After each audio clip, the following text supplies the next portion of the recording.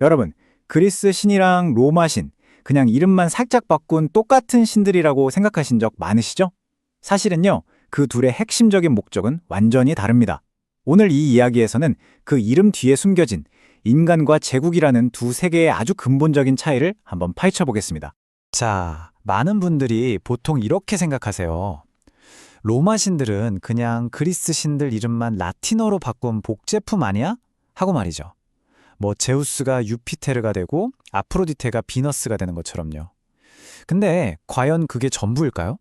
네, 그럼 첫 번째 파트부터 시작해 보겠습니다. 우선 우리한테 제일 익숙한 겉으로 보이는 유사점부터 한번 살펴볼게요. 자, 이 표를 한번 보세요. 정말 익숙한 이름들이죠? 신들의 왕 제우스는 유피테르, 전쟁의 신 아레스는 마르스, 그리고 사랑의 여신 아프로디테는 비너스. 언뜻 보면 정말 간단한 이름 바꾸기 게임처럼 보이기도 해요. 하지만 진짜 이야기는 이제부터 시작입니다. 네, 바로 이겁니다. 진짜 본질적인 차이는 이름에 있는 게 아니었어요. 바로 신들의 근본적인 성격, 그리고 그 사회에서 맡았던 역할, 그러니까 그들의 캐릭터가 완전히 달랐다는 점입니다.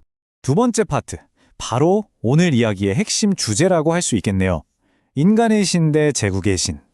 인간을 탐구하기 위해 만들어진 신들과 제국을 떠받치기 위해 재설계된 신들. 그 차이가 뭔지 한번 알아보죠. 자, 이 화면이 핵심을 아주 잘 보여주는데요. 그리스 신들은요, 정말 인간을 꼭 닮았어요. 질투하고 사랑하고 싸우고 실수도 저지르죠. 꼭 한편의 드라마 주인공들 같지 않나요? 반면에 로마 신들은 훨씬 더 공적인 존재들이에요. 그들은 국가 그 자체를 상징하고 로마 제국이 그토록 중요하게 여겼던 질서, 권위, 그리고 시민으로서의 의무 같은 가치들을 대표했습니다. 아니, 그렇다면 신들의 성격은 왜 이렇게까지 극적으로 바뀌어야만 했을까요? 그 이유가 있겠죠? 다음으로 넘어가서 그 근본적인 이유를 세 가지 측면에서 살펴보겠습니다. 가장 큰 이유는 정치 구조의 차이였습니다.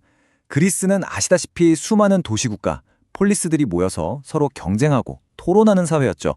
그러다 보니 당연히 그들의 신들도 인간처럼 논쟁하고 갈등하는 모습으로 그려진 거예요. 하지만 로마는요, 거대한 영토를 다스리는 중앙 집권적인 제국이었습니다. 이 제국을 유지하려면 질서, 법, 그리고 국가에 대한 충성이 무엇보다 중요했겠죠. 그러니까 신들도 국가의 권위를 뒷받침하는 아주 엄격하고 상징적인 존재가 되어야만 했던 겁니다. 철학이 추구하는 방향도 달랐어요. 그리스 철학은 끊임없이 인간이란 무엇인가라는 아주 근본적인 질문을 던졌습니다. 그 결과 신들은 인간의 복잡한 감정과 내면을 탐구하는 도구가 되었죠. 반면에 로마의 사상은 훨씬 실용적이었습니다. 그들의 주된 질문은 어떻게 하면 이 거대한 제국의 질서를 유지할 것인가, 이거였거든요. 따라서 신들은 법과 질서를 지키는 시민의 완벽한 역할 모델이 되어야 했습니다. 이야기를 사용하는 방식도 완전히 달랐습니다. 그리스의 비극이나 서사시를 보면요, 신들의 갈등과 비극은 마치 인간의 운명을 비추는 거울 같아서 보는 사람에게 왜? 라는 질문을 던지게 만들죠. 하지만 로마의 개선문이나 기념비 같은 예술을 보면 신들은 로마의 위대한 승리를 정당화하고 제국의 힘이라는 명확한 메시지를 사람들 머릿속에 각인시키는 도구로 사용됩니다. 자, 그럼 이제 추상적인 설명은 그만하고 아주 구체적인 사례를 통해 이 차이를 직접 한번 확인해 볼게요. 전쟁의 신, 그리스의 아레스와 로마의 마르스를 한번 비교해 보시죠. 이 변화 정말 극적이지 않나요? 그리스 신화에서 아레스는 전쟁의 광기와 잔혹함을 상징하는 심지어 다른 신들조차 꺼리는 골칫덩어리였어요. 그런데 그가 로마로 건너가 마르스가 되면서 와, 로마를 지키는 위대한 수호신이자 군사적 덕목의 상징으로 완전히 격상됩니다. 거의 뭐 로마의 국부 같은 존재가 된 거죠. 사랑의 여신도 마찬가지예요. 그리스의 아프로디테가 주체할 수 없는 개인의 열정과 욕망 그 자체였다면 로마의 비너스는 국가의 번영과 조화, 그리고 로마 민족의 신성한 혈통을 상징하는 공적인 여신으로 재탄생합니다. 가장 사적인 감정이 가장 공적인 가치로 변모한 거죠. 자, 이제 마지막 파트입니다. 지금까지의 논의를 통해 우리가 발견한 그리스와 로마의 근본적인 차이를 하나의 강력한 개념으로 정리해 보겠습니다. 바로 이 문장입니다.